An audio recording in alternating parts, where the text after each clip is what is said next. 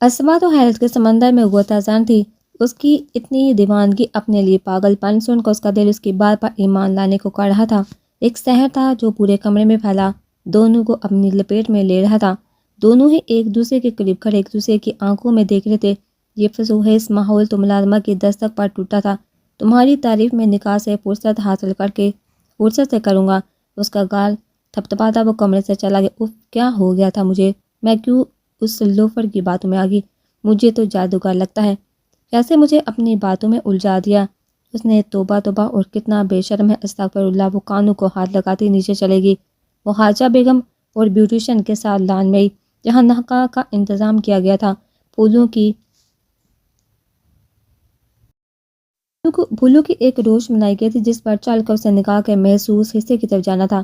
باری نگینوں کی سفید فراق میں نازک سے سراپے کو دیکھ کر بھی عارف کے دل میں کوئی ہلچل نہیں مچی تھی۔ شاید یہ حقیقت اس کے دل میں کسی بھی قسم کا جذبہ ابھارنے سے قاصر تھی کہ عرش اسے کیا سمجھتی ہے۔ نکاح کے بعد اس کے جذبات بدل جاتے، اس کے بارے میں وہ کچھ کہہ نہیں سکتا تھا۔ اسما چھوٹے چھوٹے قدم اٹھاتے پردے کے اس پار بیٹھ گئی، جبکہ دوسری طرف عارف دا ابتسام صاحب اور دیگر لوگوں کے ساتھ موجود تھا۔ حاجہ نے اسے بٹھایا تو وہ نیٹ کے پردے میں اسے دیکھتے عارف کے وجود کو نفرت سے دیکھتے سر جھکا گئی۔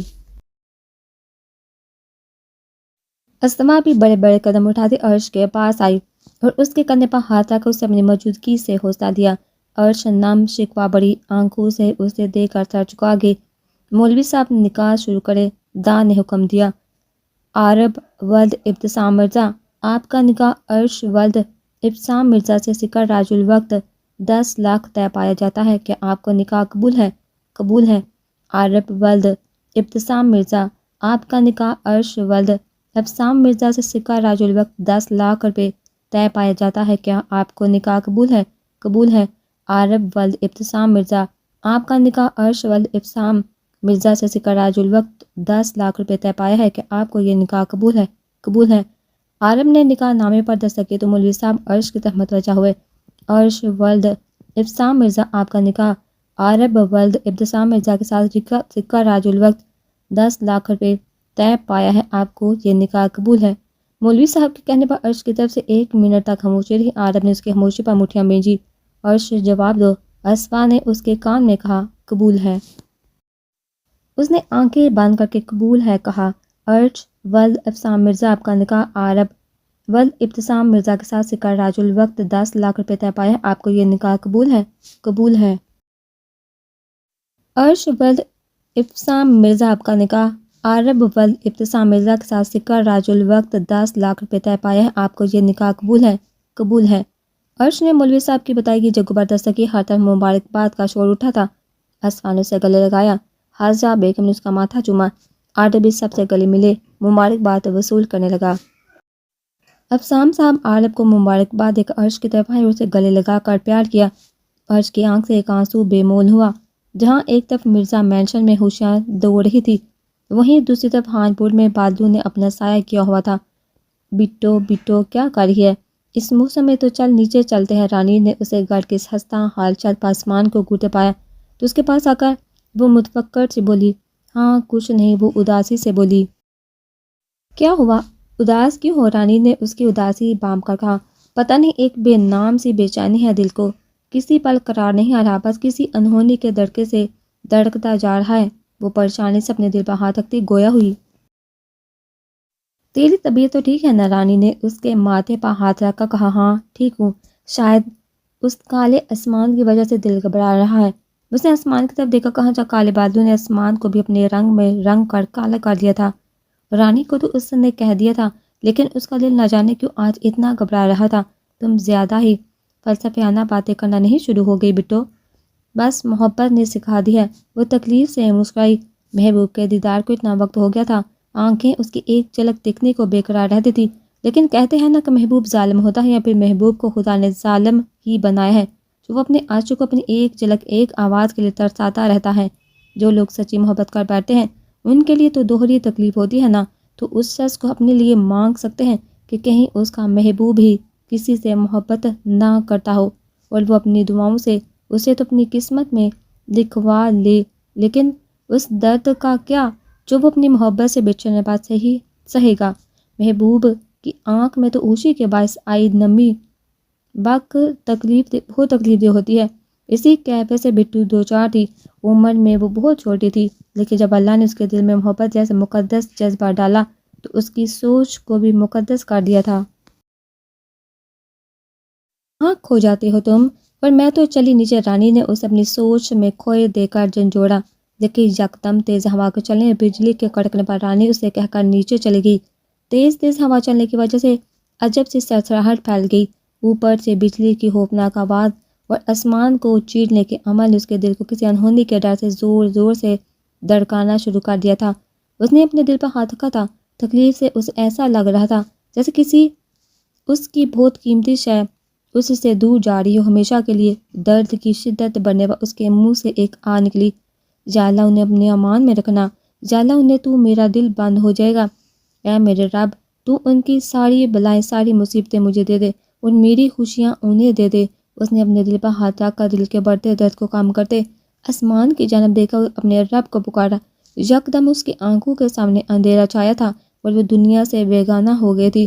اس کے بے ہوش ہوتے ہی ایک سکون تھا جو موسم میں بھی چھا گیا تھا، اور شاید اب اس چھوٹی سی لڑکی کی زندگی میں بھی یہ سکون ہمیشہ کے لیے رہنے والا تھا۔ نکاح کی رسم ادا ہونے کے بعد دونوں کو کچھ دیر کے لیے ایک ساتھ بٹھایا گیا۔ پھر مہمانوں کو، جن میں مرزا خاندان کے کچھ معزز لوگ اور سیاست کے چند نامور شخصیات کو کھانا کھلایا گیا۔ ریفریشمنٹ کا انتظام بالکل کسی شاہی طرز سے کیا گیا تھا۔ ایک بڑی سی ٹیبل تھی جس پر انواع و اقسام کے پکوان ترتیب سے پڑے تھے، جبکہ ملازمین کچھ دور کھڑے تھے ان کی خدمت کے لیے۔ سیاست کے لوگ تو کھانا کھا کر مبارکباد دے کر چلے گئے تھے۔ خاندان کے لوگ بھی کچھ دیر رہنے کے بعد عرش کو پیار دے کر چلے گئے تھے۔ عرش تو مجبوراً ان خواتین کی جرمد میں بیٹھی ہوئی تھی۔ اس کا جسم تو یہاں تھا، لیکن اس کی ساری حسیات کہیں اور تھی۔ وہ اپنے ہاتھوں کو گھوٹی جا رہی تھی۔ پھر اسما نے اس کے اندرونی حالت اور تھکن کا سوچتے ہوئے مہمانوں کے جانے کے بعد اسے کمرے میں بھجوا دیا تھا اور خود حاجہ بیگم کے ساتھ مہمانوں کے لائے تحائف سنبھالنے لگ گئی۔ رک جاتے ایک دن میاں دا نے مجیب صاحب، جو کہ عارب کے ماموں تھے، انہیں جانے کی تیاری کرتے دیکھ کر رکنے کا کہا۔ نہیں دا، ہم تو بس اپنے بیٹی کی خوشی میں شامل ہونے آئے تھے۔ اللہ اس کے لیے اس نکاح کو مبارک کرے اور جلدی اس گھر میں بچوں کی کلکاریاں گونجے۔ انہوں نے دعا دی اور ابھی ہمیں اجازت ہے، انشاءاللہ آپ کے رہنے کا گلہ ہم عارب کی شادی پر دور کر دیں گے، کیونکہ بیگم انہوں نے انہیں بھی گفتگو میں شامل کیا۔ جی ضرور، کیوں نہیں، وہ مسکرائی۔ بیگم آپ نے بچی سے ملنا ہے تو مل لینا۔ نہیں رہنے دے، بچی پہلے ہی تھکی ہوئی ہے اور میں پہلے ہی اسے سے مل چکی ہوں، اجازت دیں پھر۔ تم رک جاتے۔ عثمان کو الوداع کرتے وہ لوگ باہر آئے۔ پتہ ہے مجھے تم یہ بات اوپر سے کر رہی ہو، ورنہ تم تو اس انتظار میں ہو کہ کب ہم لوگ جائیں اور تم مکمل فرصت سے اپنی زوجہ محترمہ کو دیکھو۔ اس نے دانت نکالے۔ یہ جو تو زیادہ بکواس کرنا شروع ہو گیا ہے، اس سے بند کر دے، نہیں تو کسی نے تجھے اپنی لڑکی نہیں دینی۔ عارب نے اسے لتاڑا۔ جب تمہیں مل سکتی ہے تو مجھے کیوں نہیں؟ الحمدللہ اچھی خاصی لک ہے میری، ایک زمانے کی لڑکیاں مجھ پر مرتی ہیں۔ اس نے کالر اکڑائے۔ ہاں، تمہیں دیکھ کر ان کے پاس کوئی اور آپشن جو نہیں بچتا۔ عارب نے اس کی ساری اکڑ اتار دی۔ جیلس پیپل، دیکھنا ایک دن میں بھی شادی شدہ ہو جاؤں گا، انشاءاللہ پیاری، لیکن اگلے جہنم میں، کیونکہ اس جہنم میں تیری اسٹیل جیسی شکل کو دیکھتے کسی نے اپنی بلی تجھے نہیں دینی۔ آیا بڑا شادی کرنے والا۔ عارب نے عارب کے ہاتھ پر ہاتھ مارا۔ اڑا لو مذاق، آج اس گامر کا نکاح تھا، اس لیے کچھ نہیں بولا، لیکن دیکھنا اس کا جواب میں ضرور دوں گا۔ کچھ فاصلے پر جا کر اس نے ہانک لگائی۔ سالہ، عارب نے کہا، ویسے تو نے یہ گامر کس کو بولا؟ عارب نے مصنوعی الجھن سے پوچھا۔ تمہیں، وہ بھی ڈٹائی سے بولا۔ تیری تو۔ عارب اس کی طرف لپکا تو وہ چند قدم دور ہوا۔ اچھا گلے تو ملے کہ ایسے ہی جانا ہے؟ عارب نے افسوس سے کہا، ایسا ہو سکتا ہے؟ وہ ان کے گلے لگا۔ عارب نے گامر کا بدلہ اسے کس کے گلے سے لگا کر لیا۔ ظالم، کمر توڑ دی میری۔ میں تیری زوجہ تھی جو اتنی زور سے تو نے مجھے گلے سے لگایا۔ ویسے ایک مشورہ ہے، بابی کو اتنی زور سے گلے مت لگانا، بیچاری نازک سی ہے اور تو بلڈوزر ہو، اس لیے میری بات پر ذرا سا رحم کرنا۔ کمر پکڑے مصنوعی درد سے وہ کراہا، زبان باندھ کر کے نکل جا، نہیں تو تجھے ہسپتال میں ہی لے کر جاؤں گا۔ اوکے بھائی اب۔ وہ شرافت سے گلے ملے اور عثمان لوگ اپنے گھر کی جانب روانہ ہوئے۔ ویسے بات تو اس کی ٹھیک تھی، ذرا نرمی سے گلے لگانا۔ اندر جاتے حارب نے اس کے کندھے پر بازو رکھتے کہا، بڑا بے شرم ہے تو، تجھے تو میں مار بھی نہیں سکتا۔ ہاں ہاں، تو بھی کم نہیں ہے، بس میسنا ہے۔ حارب نے آنکھ دبائی اور ہنس دیا، تجھ سے کم ہوں۔ افسام صاحب نے نکاح کے وقت عرش کو پیار کرنے کے ساتھ اپنے دوسرے جگر کے ٹکڑے کو بھی سینے سے لگا کر اسے پیار کیا تھا، باپ جیسی شفیق ہنسی کا سایہ ملتے ہی اسوا نے بھی اپنے آنسو نہ روکے تھے۔ اتنے سالوں کی تڑپ تھی جو آج ان کے سینے سے لگ کر دور ہوئی تھی، ان کے سینے سے کبھی جدا نہ ہونا چاہتی تھی، لیکن مہمانوں کو بھی تو دیکھنا تھا اور پھر عرش کے بھی جذبات سے وہ واقف تھے۔ مہمانوں کے جانے اور پھر حاجہ آنٹی کو بھیجنے کے بعد ملازمہ کو ہٹا دے کر وہ کچھ دیر افسام صاحب اور عبدالسلام صاحب کے ساتھ بیٹھی رہی تھی کہ افسام صاحب نے اس کے تھکے سے چہرے کو دیکھتے اتنے بھاری لباس میں اسے انکمفرٹیبل دیکھا اسے کمرے میں چینج کر کے آرام کرنے کا کہا تھا۔ اسوا مسکرا کر جی کہتی کمرے میں چلی گئی تھی۔ وہ واقعی تھک گئی تھی۔ کمرے میں آ کر اس نے ایک انگڑائی لی تھی اور پھر شیشے کے سامنے کھڑے کو اس نے اپنا زیور اور میک اپ ریموو کیا تھا۔ آرام دہ کپڑے لے کر وہ واش روم چلی گئی تھی۔ بات لے کر آرام دہ کپڑے پہن کر وہ باہر آئی تو اسے اپنا آپ ہلکا محسوس ہوا۔ کل ساری رات پیپر کی تیاری کرتے کرتے وہ نہ جانے کب سو گئی، اسے پتہ بھی نہ چلا تھا، اور پھر پیپر دے کر بھی وہ حادثات تھک چکی تھی۔ اور حارب اسے گھر لے آیا اور جہاں بھی عرش کو تیار کروا کر وہ خود تیار ہونے چلی گئی تھی۔ پھر مہمانوں کی دیکھ بال میں باغ دور سے بھی وہ تھک چکی تھی۔ وہ اتنی تھک چکی تھی کہ ایسے ہی بیڈ پر درام سے گر گئی، آنکھیں بند کر کے نیند کی وادیوں میں گم ہو گئی۔ عارب سے فارغ ہو کر اسے اچھا ہنسا چھیڑ کر اسے سے پیار بڑی گالیاں لے کر وہ اپنے دل کی پکار پر لبا کہتا اس کے کمرے کی طرف آیا۔ دل تھا کہ بار بار اسے اس کے سجے سنورے روح کو دیکھنے کا خواہشمند ہو رہا تھا، بار بار اس کا نازک سراپا کالے لباس میں اس کی آنکھوں کے پردے پر لہراتا اور وہ بے چین ہو جاتا۔ لیکن یہ ظالم سماج، پہلے مہمان اور پھر یہ کردار اس کے گھر والے ادا کرتے رہے، اور اب تو وہ عارب سے بھی جلدی فارغ ہو کر آ گیا تھا کہ اسے ڈر تھا کہ کہیں وہ لباس تبدیل نہ کر چکی ہو۔ اس نے دروازہ کھولا اور سارے کمرے میں جھانکا کہ اس کی نظر اس کے تھکن توبہ شکن سراپے میں الجھ کر رہ گئی تھی۔ گلابی کھلی شلوار قمیض میں بغیر کسی دوپٹے یا چادر کے سیدھی لیٹی اپنے نازک سراپے اور جھلکتے رعنائیوں سے اس کے لیے وہ کوئی قیامت ہی قائم کر گئی۔ وہ تو اس کی تعریف کرنے آیا تھا، لیکن اب اس کی زبان اس کے تعلق سے چپک گئی تھی۔ وہ بھاری قدم اٹھاتا اس تک آئی، اس کی سانس اس کے اس روپ کو دیکھا خود بخود بھاری ہو گئی تھی۔ اس کے پاس بالکل نزدیک بیٹھ گیا۔ میں نے تمہیں کہا تھا کہ میں فرصت سے تمہاری تعریف کروں گا، لیکن تم تو میرا انتظار کیے بغیر لباس تبدیل کر کے سو گئی۔ چلو سو گئی تھی تو کوئی نہیں، لیکن اس اینگل میں تو نہ سو دی کہ مجھے خود پر قابو رکھنا مشکل ہو جائے۔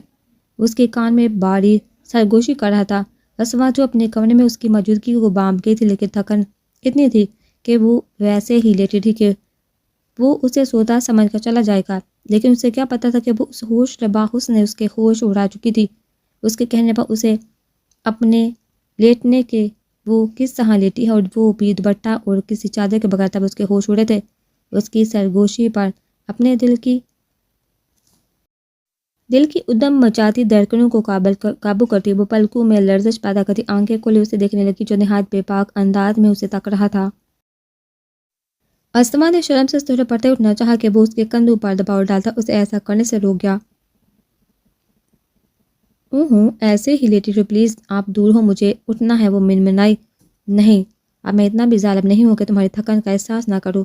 وہ ایک ہاتھ اس کے اوپر سے گزار کر اس کی طرف جھکتا مسکراتی خمار آلودہ آنکھوں سے گویا ہوا پلیز۔ وہ گہرا سانس لے کر صرف اتنا ہی بولی، کیونکہ وہ اس کے اتنا قریب بیٹھا ہوا تھا کہ بولتے ہوئے اس کے لب اس کے ماتھے سے ٹکرا رہے تھے۔ ٹھیک ہے، اس کی بھیگی آواز پر اس پر رحم کرتا اسے دور ہوا۔ اس کے سائڈ ہونے پر وہ شکر کا کلمہ پڑھتی اٹھی اور جلدی سے دوپٹہ ڈھونڈ کا خود پر اوڑھا۔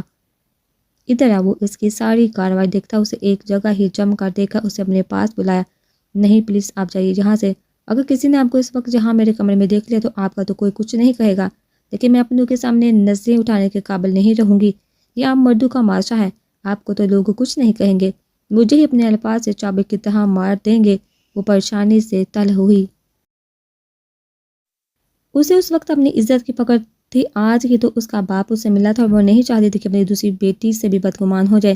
جس طرح پہلے وہ ایک دفعہ اس کے کمرے میں آ کر اس کی حالت غیر کر چکا تھا۔ وہ نہیں چاہتی تھی کہ آج بھی وہ ہو۔ اس دن تو شکر تھا کہ کسی نے دیکھا نہیں تھا، ورنہ اس کی عزت تو کانچ کی طرح ٹکڑوں میں بڑھ جاتی۔ کسی کی ہمت ہے وہ تمہیں کچھ کہے یا بولے؟ میں نے تمہیں صرف اپنی عزت کہا ہی نہیں ہے بلکہ مانا بھی، اس لیے کوئی بھی تمہیں کچھ نہیں کہہ سکتا۔ اس لیے اپنا یہ فلسفہ بند کرو اور ادھر آؤ۔ اطمینان سے وہیں بیٹھا بولا، لیکن اسوا وہیں کھڑی رہی ڈیٹ بن کر۔ اب تم مجھے غصہ دلا رہی ہو اسوا۔ ایک تو تمہیں ڈریس چینج کر لیا بنا میرا انتظار کیے۔ جب میں نے کہا تھا کہ میں تعریف کروں گا فرصت سے، پھر بھی وہ مجھے نہیں پسند، بلکہ کرتے برداشت نہیں کہ تم میری حکم عدولی کرو۔ اس نے مجھے مزید غصہ دلا کر خود کے لیے مصیبت کھڑی کرنے سے اچھا ہے کہ چپ چاپ ادھر آؤ۔ اس کی ڈیٹ پان پر وہ کھولتے دماغ کے ساتھ غرایا۔ اسے اس کا ڈیٹ پان زہر لگ رہا تھا، اس لیے سختی سے بولا۔ اس کی غراہٹ پر ڈرتی بیٹھ کے پاس آئی۔ حارب نے کلائی سے پکڑ کر اسے اپنی طرف کھینچا تو وہ ایک چیخ کے ساتھ اس کے اوپر گری۔ کیا کر رہے ہیں چھوڑے؟ اس کے ہاتھ اپنے کمر پر محسوس کر کے وہ مجھے کچھ نہیں کرنا جانتا ہوں، تم آج تھکی ہوئی ہو، اس لیے آج کچھ بھی نہیں کروں گا۔ اس کا ڈر بام قابو گویا ہوا اور کروٹ لے کر اس بیڈ پر ڈالا۔ صبح خود وہ اس پر جھکایا۔ اسوا نے ہراساں سا اسے خود پر جھکتے دیکھا۔ کہا نہ کچھ نہیں کروں گا تو نہیں کروں گا، یقین رکھو۔ اس پر بلینکٹ دیتا سرگوشا نہ ہوا۔ دونوں پر ایک ہی بلینکٹ دے کر وہ خوفزدہ ہوئی۔ کیا کر رہے ہیں آپ؟ یہ میرا کمرہ ہے، آپ نے اپنے کمرے میں جائیے، وہ ٹوٹے الفاظ میں بولی۔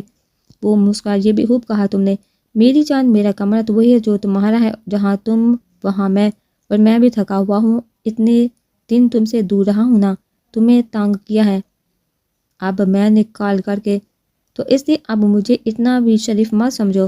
شریف میں بالکل بھی نہیں ہوں۔ اس کا اندازہ تمہیں فرسٹ نائٹ ہو جائے گا۔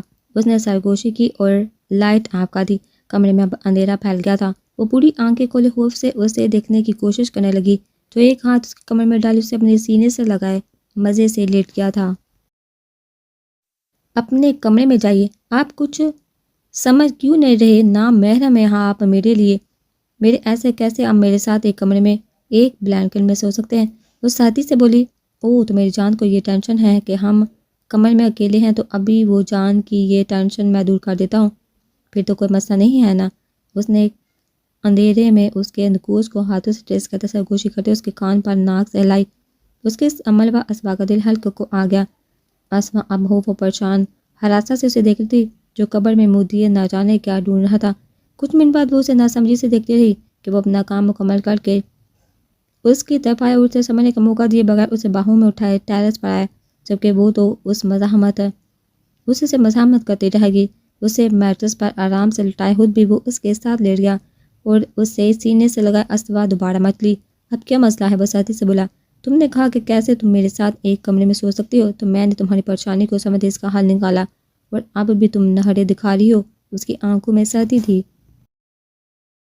اتنے نہرے دکھاؤ کے بعد میں میرے نہرے میں شدت سے سکو۔ اب تمہاری نہ تو آواز مزاحمت میں نکلی اور نہ ہاتھ پاؤں چلے، اس نے وارن کیا۔ اسوا نے ایک نظر آسمان کو دیکھ کر، جہاں چاند ستارے کے ساتھ رات کو روشن کیے تھا، اور پھر اس سائیکو کو جس نے اچھا حال نکالا تھا۔ وہ ہارٹ کی تھی، اس سائیکو سے اوپر تھے، اسے نیند بھی آ رہی تھی۔ اس کی طرف سے سکون پا کر حارب نے اس کے سر پر لب رکھے اور اپنے جذبات کو قابو کرتا اسے مزید سینے میں بھیج کر آنکھیں موند گیا۔